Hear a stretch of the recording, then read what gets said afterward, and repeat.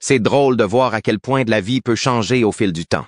Pendant des années, les gens ont pensé que le prince Philippe et la reine Élisabeth avaient une vie parfaite ensemble, affichant toujours un front uni. Mais dans ces dernières années, Philippe a en fait choisi de vivre séparément de la reine. Aujourd'hui, leurs enfants, le roi Charles, le prince Andrew et la princesse Anne, racontent enfin ce qui s'est réellement passé avec ce choix surprenant. Qu'est-ce qui a poussé le prince Philippe à prendre ses distances avec Élisabeth pendant ces années crépusculaires? Plongeons-nous dans cette histoire. Élisabeth et Philippe ont vécu un mariage incroyable de 73 ans qui a fait face à toutes sortes de défis. Ils ont traversé un monde en constante évolution et ont assumé les lourdes responsabilités qui accompagnent la royauté, ce qui en fait l'un des couples les plus mémorables de l'histoire. Mais leurs enfants veulent nous dévoiler des aspects moins connus de leur relation qui pourraient aider à expliquer leur séparation. Leur histoire d'amour a commencé bien avant qu'ils ne comprennent vraiment leur futur rôle. Ils se sont rencontrés pour la première fois en 1934 lors d'un mariage où le cousin de Philippe avait épousé l'oncle d'Élisabeth. Mais c'est 5 ans plus tard, alors qu'Élisabeth n'avait que 13 ans, qu'elle est tombée amoureuse du charmant Philippe lors d'une visite au Royal Naval College. Il a fait forte impression en sautant par-dessus des filets de tennis, ce qui a totalement attiré son attention. Malgré la distance et les attentes liées à leur fonction royale, ils restèrent en contact en s'écrivant des lettres. Philip, qui avait 5 ans de plus qu'Élisabeth, correspondait parfaitement à son esprit vif. Il avait un grand sens de l'humour et une façon directe de parler, ce qu'Élisabeth trouvait très rafraîchissant. Mais leur histoire d'amour ne s'est pas déroulée sans heurts. Philippe était issu de familles royales grecques et danoises, mais il a dû faire face à des difficultés après avoir été exilé de Grèce alors qu'il était enfant. Certains membres de la famille royale britannique et du gouvernement pensaient qu'il n'était pas un bon parti pour Élisabeth parce qu'il n'était pas issu d'une famille riche et qu'il n'avait pas de relations solides. Malgré ses doutes, Élisabeth était déterminée. En 1946, Philippe lui a proposé de se marier et elle a dit oui. Mais ils ont gardé leur fiançailles secrète jusqu'à son 21e anniversaire. Ses proches disent qu'Élisabeth était très amoureuse de Philippe, donc ce qui s'est passé ensuite a dû être difficile pour elle. Philippe décide de se fiancer sans se laisser perturber par aucune objection. C'est le début d'une histoire d'amour qui restera dans l'histoire. Ils se marient le 20 novembre 1947 à l'abbaye de Westminster. Ce fut une grande et belle cérémonie qui a remonté le moral de la Grande-Bretagne d'après-guerre et qui est devenu le premier mariage royal à être télévisé, attirant l'attention de millions de personnes à travers le monde. Pour être aux côtés d'Élisabeth, Philippe a renoncé à ses titres royaux grecs et danois, devenant duc d'Édimbourg, et adoptant une version anglaise de son nom de famille, Mountbatten. Leur mariage a été une grande célébration qui a symbolisé l'espoir et la stabilité d'un pays qui se remettait des cicatrices de la Seconde Guerre mondiale. Mais derrière tout ce glamour, Philippe a dû s'habituer à la vie sous les projecteurs. Alors qu'Élisabeth connaissait déjà bien les devoirs royaux et ce qu'on attendait d'elle, Philippe a dû apprendre sur le tas. Il semble que les premiers jours de leur mariage aient été un mélange de bonheur et de tension. Alors qu'il s'adaptait à une vie de plus en plus façonnée par les responsabilités royales de sa femme. En début, le couple a vécu ensemble quelques années paisibles, vivant à Malte de 1949 à 1951, alors que Philippe y était en poste dans la Royal Navy. Ils adoraient ces mois de semi-normalité, loin des devoirs royaux. C'était une période remplie de danses, de dîners et de sorties, qui leur permettait d'être eux-mêmes sans les pressions de la royauté. Tout a changé en 1952, lorsque le père d'Élisabeth, le roi George VI, est décédé. Soudain, Élisabeth est devenue reine et ses responsabilités ont explosé. Philippe a dû une fois de plus s'adapter, cette fois en tant qu'époux d'un monarque régnant. Ce changement a changé la dynamique de leur relation. Philippe trouvant apparemment difficile de concilier ses propres rêves et son rôle de consorte royale, qui ne s'accompagnait pas de directives ou d'attentes claires. Alors qu'aux yeux du public, il semblait être le couple parfait, faisant preuve de force et d'engagement envers la couronne. La vie derrière les murs du palais était plus compliquée. Ils s'aimaient profondément. Mais tous deux avaient une forte volonté et une personnalité unique. Quels défis ont-ils dû relever et comment ont-ils réussi à maintenir leur lien malgré tout? Philippe était connu pour être assez franc et ne pas toujours suivre les règles, ce qui a souvent donné lieu à des conflits avec Élisabeth, plus traditionnel et réservé. Bien qu'ils aient généralement géré ces différences en privé, les choses sont parfois devenues un peu tendues en public. Des personnes proches d'eux disent que l'agitation de Philip et son besoin d'un rôle plus clair ont provoqué de vifs désaccords. Mais Elizabeth appréciait son honnêteté et son indépendance, sachant qu'il ne serait pas d'accord avec tout ce qu'elle disait. Leur relation était un mélange de respect, d'amour et de querelles occasionnelles, tous deux sachant que leurs liens personnels passaient après leurs devoirs royaux. Leur fils, le roi Charles, a vu tout cela de ses propres yeux et a parlé de son enfance dans un foyer façonné, par le style parental unique de son père et le dévouement de sa mère pour son travail. Il se souvient de moments chaleureux et de rires, mais aussi des difficultés inhérentes à la vie royale. Charles considérait Philip comme un personnage remarquable, strict et parfois intimidant, mais il admirait également la loyauté et le dévouement de son père, des traits qu'il retrouvait également chez sa mère. Il avait remarqué un profond respect entre ses parents, même lorsqu'ils n'étaient pas d'accord. Il se souvient des soirées familiales où le rire bruyant de Philip résonnait dans la maison, aux côtés de la présence plus calme de la reine, ce qui apportait un sentiment de calme. Comme de nombreux enfants de famille royale, Charles a été principalement élevé par des nounous et des gouvernantes, mais ses parents ont eu une influence durable sur lui. Bien qu'il ait ressenti la pression dans leur relation, il a également remarqué l'amour qui les a aidés à traverser les moments difficiles. Mais derrière toutes ces cérémonies royales et ces apparitions publiques se cache la véritable histoire de deux personnes qui, malgré leur amour, ont passé du temps séparés. Que s'est-il donc passé au cours de ces dernières années? Qu'est-ce qui les a poussés à décider de vivre séparément? Nous le découvrirons bientôt. Il est clair que même si la reine Élisabeth II et le prince Philippe ont fait preuve de fermeté envers le monde, les exigences de la vie royale ont eu des répercussions sur leur mariage. Leurs enfants, le roi Charles, la princesse Anne et le prince Andrew, ont raconté comment les choses se passaient réellement. Faire partie de la famille royale a eu des effets inattendus sur la relation de la reine Élisabeth et du prince Philippe. Porter la couronne implique une lourde charge. Pour Elizabeth, cela signifiait assumer des responsabilités qui dépassaient souvent sa propre famille. Quant à Philippe, il se retrouva dans un rôle assez flou et totalement nouveau en tant que consort royal. Il n'avait pas beaucoup de pouvoir ni de titres en dehors de son statut de duc d'Édimbourg et la monarchie, imprégnée de tradition, n'avait pas de manuel pour quelqu'un comme lui. Il a donc dû trouver sa propre façon de s'intégrer à la vie royale, ce qui l'a souvent amené à prendre du recul par rapport à Élisabeth. Cette image publique mettait en valeur la dynamique de pouvoir entre les deux hommes, mais elle était difficile pour un homme comme Philippe, habitué à être indépendant. Vivre la vie royale apportait de nombreux privilèges, mais cela nécessitait également des règles strictes et un engagement sans faille envers le devoir. Philippe, habitué à la liberté que lui conférait son statut d'officier de marine, a eu beaucoup de mal à s'adapter à cette nouvelle vie et à ses exigences. Des proches du palais affirment que Philippe se sentait frustré d'occuper un poste où il avait de l'influence mais pas de réelle autorité. Il n'avait souvent pas son mot à dire sur les questions importantes et, au fil du temps, cette frustration s'est infiltrée dans d'autres aspects de sa vie, entraînant des tensions dans son mariage. Passer du statut d'officier de marine à celui de consort de la reine fut un véritable défi pour lui, connu pour sa forte personnalité et sa franchise.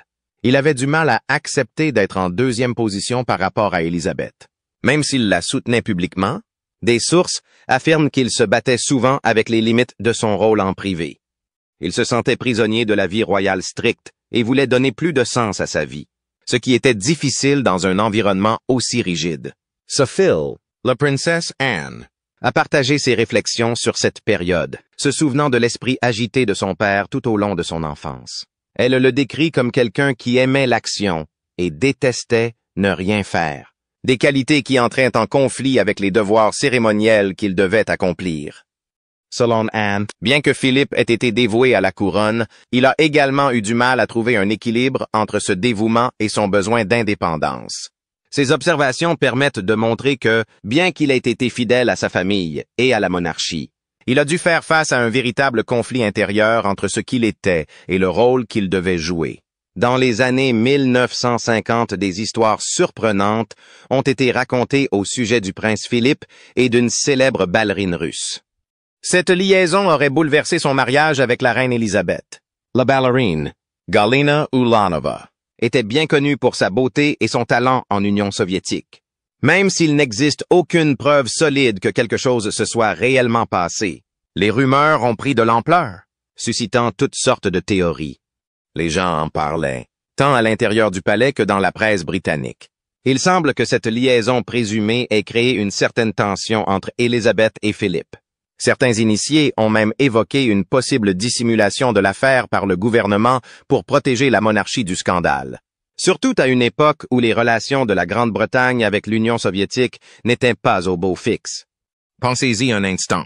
Le fait qu'un membre de la famille royale britannique soit lié à une danseuse russe aurait pu susciter des inquiétudes en matière de sécurité nationale. Des rumeurs suggéraient que le gouvernement était intervenu pour garder le silence sur cette affaire afin d'éviter les retombées politiques d'un tel scandale. Ces rumeurs, vraies ou non, ont définitivement laissé des traces dans la relation entre Philippe et Élisabeth. Bien qu'ils aient toujours affiché un front uni, certaines sources proches de la famille royale ont déclaré que l'événement avait profondément blessé Élisabeth. Mais son sens du devoir passait avant tout. Alors, au lieu de parler publiquement de ces histoires, elle a choisi de garder le silence. Ce choix a réellement influencé la manière dont elle a géré ses affaires personnelles sous les yeux du public. Le prince Andrew, leur deuxième fils, a souvent défendu son père contre ces rumeurs. Il est loyal envers ses deux parents et nie systématiquement toute accusation d'infidélité. Dans ses interviews, il dépeint Philippe comme un père de famille dévoué, doté d'une forte morale, qui ne laisserait jamais rien s'immiscer entre lui et ses devoirs royaux. Pourtant, malgré la défense d'Andrew, ces vieilles histoires ont persisté au sujet du mariage de Philippe et d'Élisabeth. Il est amusant de constater à quel point, dans les scandales royaux, l'absence de réponse claire ne fait qu'accroître la curiosité de tous. Certains initiés pensent que ces rumeurs n'ont aucun fondement, tandis que d'autres pensent qu'elles laissaient entendre que Philippe souhaitait vivre une vie plus épanouie en dehors de ses fonctions royales. L'impact de ces rumeurs sur le mariage de la reine et Philippe fait l'objet de spéculations. Les personnes qui ont suivi de près leur relation ont remarqué que, même s'ils sont restés ensemble, leur lien a été mis à rude épreuve. La vie royale leur demandait beaucoup, et ils firent de nombreux sacrifices. La reine savait très bien cacher ses sentiments, mais certains initiés pensent que ces difficultés l'ont marquée. Au lieu de se laisser déchirer par ces épreuves, Elizabeth et Philippe semblent avoir trouvé un accord tacite. Ils se sont concentrés sur leur dévouement commun à la couronne plutôt que sur leurs problèmes personnels.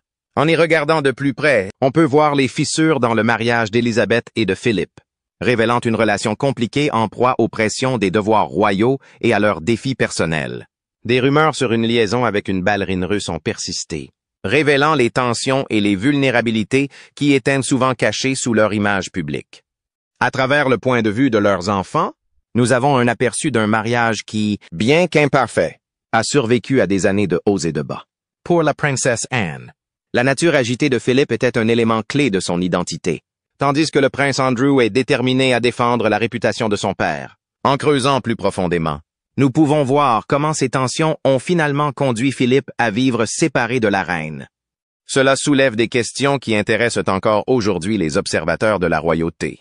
La séparation a commencé en 2017, lorsque le prince Philippe s'est officiellement retiré de ses fonctions royales à l'âge de 96 ans, marquant un changement important après des décennies de service. Il souhaitait une vie plus calme, loin des exigences constantes d'être sous les projecteurs. Ce choix l'a conduit à Wood Farm, un cottage confortable du domaine de Sandringham, où il a passé ses dernières années loin de l'attention du public et notamment loin de la reine Élisabeth. Alors que certains spéculaient sur les raisons de ce choix, leurs enfants, le roi Charles, le prince Andrew et la princesse Anne, ont expliqué ce qui a motivé le déménagement de Philippe. Des rapports suggèrent que vivre à Wood Farm représentait son souhait d'une vie paisible et simple. Connu pour son amour de la campagne, Philippe a trouvé la joie dans son cottage, entouré de champs et de paysages familiers. À Sandringham, Philippe pouvait se détendre et faire ce qu'il aimait, comme peindre, lire et profiter du plein air, loin de toutes les règles étouffantes du palais de Buckingham. Son choix de déménager n'a pas été rapide. La famille royale en a discuté en privé pour s'assurer qu'elle respecterait ses souhaits. Le roi Charles a mentionné que ses deux parents s'étaient mis d'accord sur cette décision. pensant que cela leur permettrait de vivre leur vie plus confortablement. Ils ont pensé que cette configuration donnerait à Philip l'indépendance dont il rêvait tout, en permettant à la reine de continuer à faire son important travail sans aucune interruption. Charles a évoqué les discussions familiales qu'ils avaient eues avant que Philip ne décide de déménager à Wood Farm, soulignant que cela avait du sens sur le plan pratique. Il a expliqué que ses parents comprenaient leur rôle particulier au sein de la monarchie et que cette séparation n'était qu'une étape naturelle dans leur relation. Philip a toujours eu une nature libre d'esprit et a valorisé son indépendance. Et la famille voulait le soutenir de toutes les manières possibles. Charles a clairement fait comprendre que ce déménagement n'était pas motivé par des problèmes conjugaux. Il s'agissait plutôt de réaliser qu'ils pourraient tous deux être plus heureux de cette façon.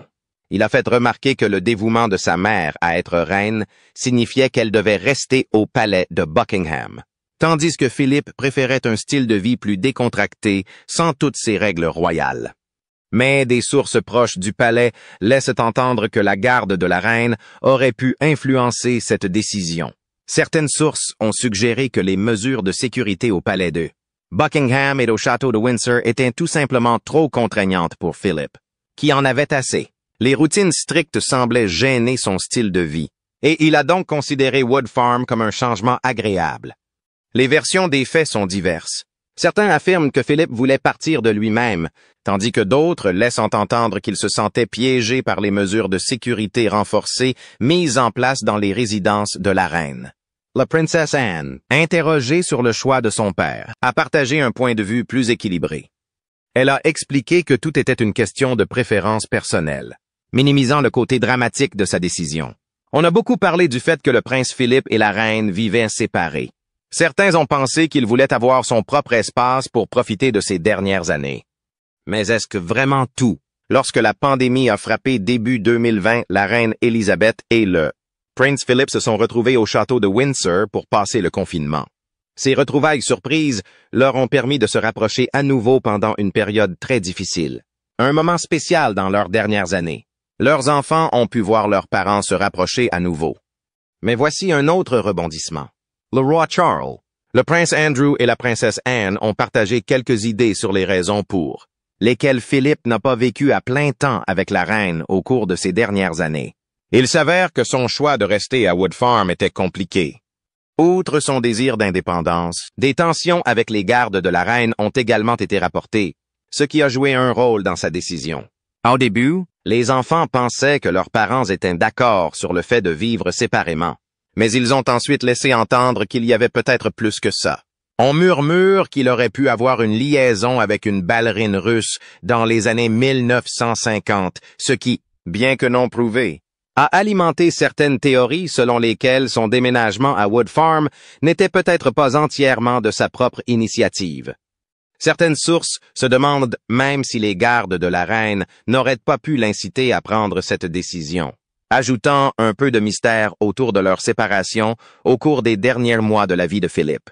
Mais le roi Charles a ensuite été témoin de quelque chose de magnifique en voyant ses parents renouer des liens profonds pendant ces moments-là. Il se souvient de moments calmes où ils s'asseyaient simplement ensemble, réfléchissant à leur vie. Philip, même si sa santé déclinait, gardait son sens de l'humour, apportant du réconfort à la reine alors qu'il faisait face à ce qui les attendait. Bien qu'ils parlaient rarement directement de leur séparation, leur respect mutuel était évident. Leur amour était évident dans la façon dont ils acceptaient les choix de l'autre, ce qui a vraiment marqué toute la famille. Le décès de Philippe a été une perte immense pour tout le monde, mettant fin à un chapitre important. Le prince Andrew a confié que ce fut un moment de profonde tristesse, mais aussi de fierté. Il garde en lui des souvenirs remplis d'admiration pour son père, rappelant à tous l'héritage que Philippe a laissé derrière lui. La princesse Anne a parlé de son père et de sa force face au haut et au bas de la vie. Elle a partagé un moment émouvant de leur dernier au revoir. Au cours de cette dernière conversation, Philippe a clairement fait savoir qu'il ne voulait pas qu'elle pleure sa mort, mais plutôt qu'elle célèbre sa vie. Cela a vraiment montré le genre d'homme qu'il était. Même s'il était séparé de sa femme, il était toujours proche de sa famille et chérissait leurs souvenirs partagés. Son décès a été un événement doux amer pour la reine et leurs enfants, surtout compte tenu de la distance qui a marqué les dernières années de Philippe. Mais cela a également mis en évidence à quel point leur relation était spéciale, un lien qui a résisté au temps, à l'espace et à l'examen public.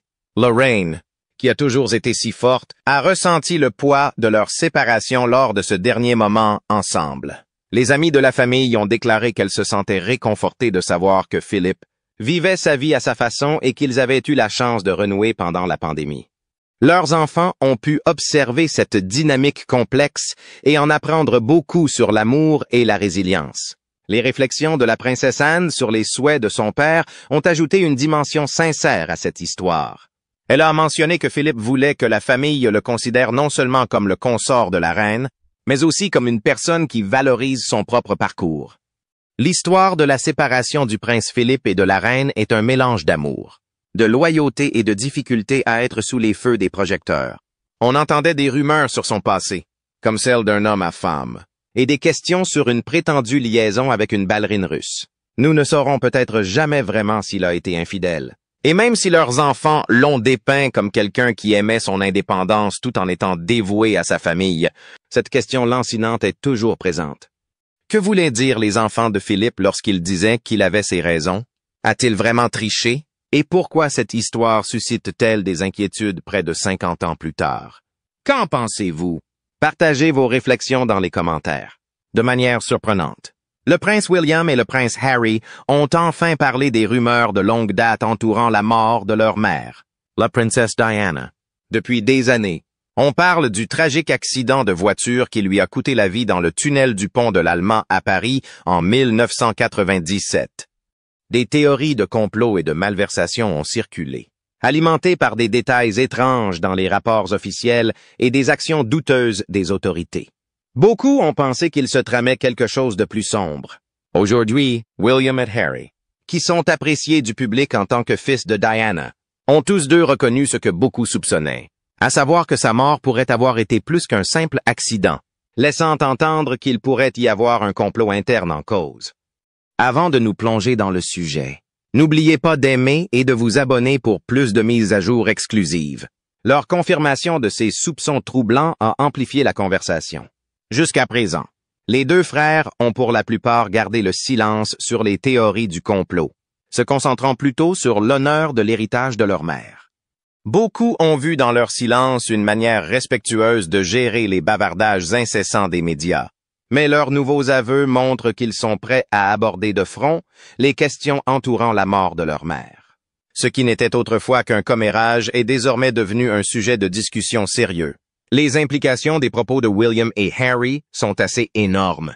Certains ont suggéré que quelque chose de suspect s'était produit avant la fin tragique de Diana, faisant allusion à des personnes puissantes qui auraient pu avoir des motifs pour dissimuler l'affaire et la capacité d'agir contre l'une des femmes les plus célèbres du monde. Cette idée d'un coup monté de l'intérieur suscite la curiosité quant à savoir qui, dans la famille royale ou dans d'autres cercles puissants, aurait pu jouer un rôle. Les gens spéculent depuis longtemps sur le rôle de la monarchie, des services secrets britanniques et d'autres grandes institutions. Le fait que William et Harry aient enfin abordé ces questions donne plus de poids aux soupçons. Leurs déclarations mettent en lumière une séquence d'événements qui, avec le recul, semble presque incroyable. Dès la mort de Diana, les gens ont commencé à remarquer des choses qui n'avaient pas de sens. Des questions ont surgi sur la rapidité avec laquelle l'accident a été imputé à la conduite imprudente et au paparazzi. Malgré l'indignation du public, l'enquête s'est empressée de conclure qu'il n'y avait pas eu d'acte criminel. Certains ont affirmé que le conducteur, Henry Paul, avait bu et avait perdu le contrôle en essayant d'échapper aux photographes. Mais beaucoup de gens se sont demandé pourquoi cette histoire avait été montée si vite, sans vraiment examiner tous les faits. L'un des aspects les plus inquiétants de toute cette affaire était la façon dont les services d'urgence ont géré la situation. De nombreux témoins ont déclaré que l'ambulance avait mis un temps inhabituellement long à amener Diana à l'hôpital. Certains pensent que ce retard aurait pu lui coûter la vie. Et maintenant, même le prince William et le prince Harry ont laissé entendre quelque chose de plus suspect. Cette lenteur à réagir était-elle simplement une erreur? Ou faisait-elle partie d'un plan pour s'assurer qu'elle ne s'en sorte pas? Il y a aussi le rôle des services de sécurité britanniques et français après le crash. La scène a été rapidement éclaircie et les preuves ont semblé disparaître ou être ignorées. Les personnes impliquées, comme les gardes du corps, les paparazzi et même la famille royale, sont restées étonnamment silencieuses. Ce silence n'a fait qu'alimenter davantage les soupçons. Certains membres des forces de sécurité ont-ils joué un rôle dans ce qui est arrivé à Diana? Et si oui, pour qui travaillait-il? Diana avait également fait part de ses craintes pour sa sécurité dans les mois précédant sa mort. Dans une lettre adressée à son ancien majordome, Paul Burrell, elle mentionnait qu'elle pensait que quelqu'un essayait de la tuer dans un accident de voiture simulé. Elle pensait que cela était lié à ses critiques publiques croissantes à l'égard de la famille royale et à sa relation avec Dodi Fayad, le fils d'un milliardaire. À l'époque, les gens ont considéré ces inquiétudes comme celles d'une femme stressée. Mais avec les récents commentaires de William et de Harry, ces avertissements semblent aujourd'hui d'une justesse inquiétante. Ces paroles, autrefois ignorées, semble désormais provenir de quelqu'un qui comprenait le danger auquel elle était confrontée plus que quiconque ne voulait le reconnaître. Il ne faut pas non plus négliger l'aspect politique. Au cours de sa vie, Diana s'est exprimée avec force sur les questions humanitaires, notamment dans sa lutte contre les mines antipersonnelles.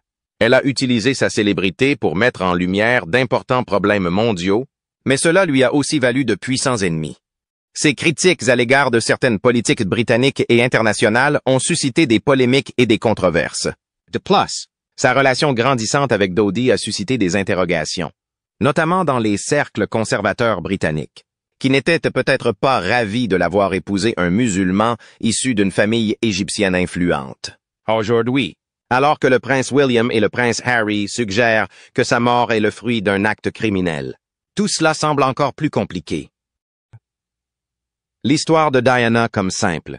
Il faut réfléchir à l'idée dérangeante selon laquelle quelqu'un aurait pu planifier sa mort parce qu'il trouvait son influence trop forte, en laissant entendre que le décès de leur mère aurait pu être un coup monté de l'intérieur.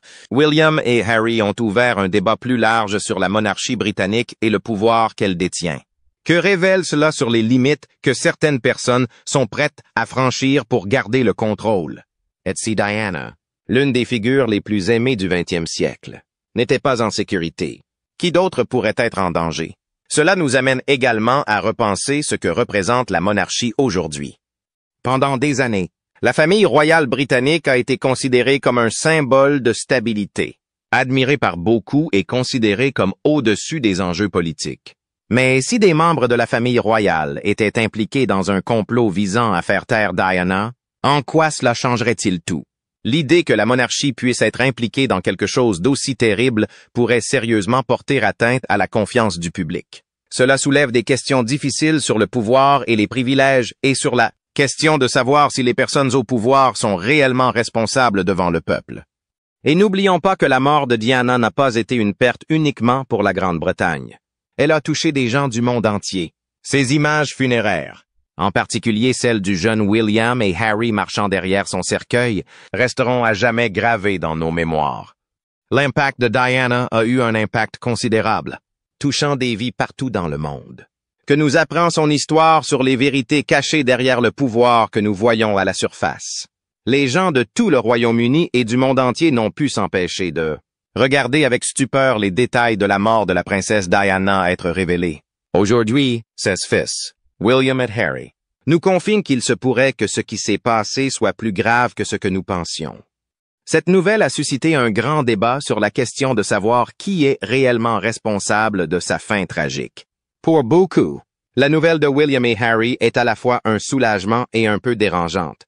D'un côté, ceux qui ont toujours soupçonné que sa mort était plus grave ont le sentiment d'avoir enfin une preuve de ce qu'ils pensaient. Mais d'un autre côté, cela soulève de lourdes questions. Si Diana était effectivement la cible d'un plan secret, alors justice n'a pas été rendue et la vérité a été cachée pendant des années. La confiance dans les institutions a déjà été ébranlée par les scandales au fil des ans. Et cela pourrait laisser un trou encore plus grand. Lorsque William et Harry ont décidé de s'exprimer, cela a marqué un moment important pour eux deux. La perte de leur mère a toujours été difficile pour eux, et cette perte a façonné leur vie de bien des façons. En évoquant cette vérité dérangeante sur sa mort, ils ne recherchent pas seulement la paix pour eux-mêmes, mais aussi pour tous ceux qui adorent Diana. Cela laisse également entrevoir un fossé grandissant entre les frères et le système royal dans lequel ils sont nés. En envisageant l'idée d'un travail interne, ils vont en réalité à l'encontre du système même qui les a élevés et qui pourrait avoir contribué au décès tragique de leur mère. C'est particulièrement significatif pour le prince William, car en tant que futur roi, il a toujours été considéré comme quelqu'un qui suit de près la voie traditionnelle de la monarchie. Le fait qu'il remette en question ce qui a été dit au sujet de la mort de sa mère pourrait montrer qu'il est prêt à remettre en question l'institution qu'il dirigera un jour. Pour Harry, qui a déjà pris des mesures pour se démarquer des traditions royales, ce n'est qu'un pas de plus dans son parcours loin de la vie royale. Ensemble, leurs mots ont beaucoup de pouvoir, et leur choix de s'attaquer enfin à la théorie du complot montre qu'ils ne resteront plus silencieux. Au cœur de tout cela se trouve la relation compliquée entre Diana et la famille royale. Diana était, à bien des égards, une figure emblématique. Diana était quelqu'un qui attirait vraiment l'attention de tous et qui a fait son propre chemin dans la famille royale. Lorsqu'elle est apparue pour la première fois sous les feux des projecteurs en tant qu'épouse timide du prince Charles, elle s'est retrouvée dans un monde strict avec beaucoup de règles. Mais au lieu de se contenter de suivre le mouvement, Diana a su se démarquer par son charme et sa gentillesse, montrant à tout le monde qu'elle n'était pas comme les membres de la famille royale typique. Elle a fait des choses qu'aucun membre de la famille royale n'avait faites auparavant, en s'adressant aux gens de manière personnelle. Ce qui la rendait attachante, c'était la façon dont elle parlait ouvertement de ses difficultés, en particulier avec son mariage et les lourdes pressions de la vie royale. Mais être si honnête la mettait aussi dans une situation délicate. En partageant ses sentiments et en ne se cachant pas derrière les murs du palais, Diana est devenue à la fois une figure appréciée et une menace potentielle pour la réputation de la monarchie. À mesure qu'elle gagnait en indépendance, son influence grandissait, ce qui mettait mal à l'aise les dirigeants. Diana ne se contentait pas de jouer le rôle d'une princesse. Elle devenait une personnalité humanitaire de portée mondiale, ce qui suscitait des tensions autour d'elle. Elle était adorée par des millions de personnes et n'était pas seulement connue comme une princesse. Son engagement dans des causes telles que la lutte contre le sida et le déminage était puissant, bouleversant les devoirs royaux conventionnels. Au fur et à mesure qu'elle gagnait en popularité, les conflits entre elle et ceux qui essayaient de la maintenir dans le droit chemin s'intensifièrent. Maintenant, après ce que William et Harry ont partagé, on ne peut s'empêcher de s'interroger sur les circonstances de sa mort. S'agissait-il d'une tentative de la faire taire? C'est une question sérieuse quand on pense aux personnes qui auraient pu y être pour quelque chose.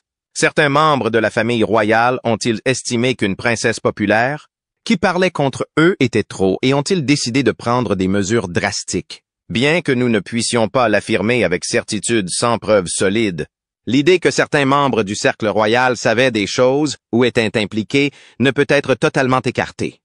La tension entre Diana et le prince Charles était bien connue, surtout après leur divorce. En 1996, la situation était assez tendue et il était évident que Diana avait encore une grande influence même après la fin de son mariage. La situation devient encore plus délicate quand on pense à l'establishment britannique, y compris au gouvernement, à la presse et aux services de renseignement.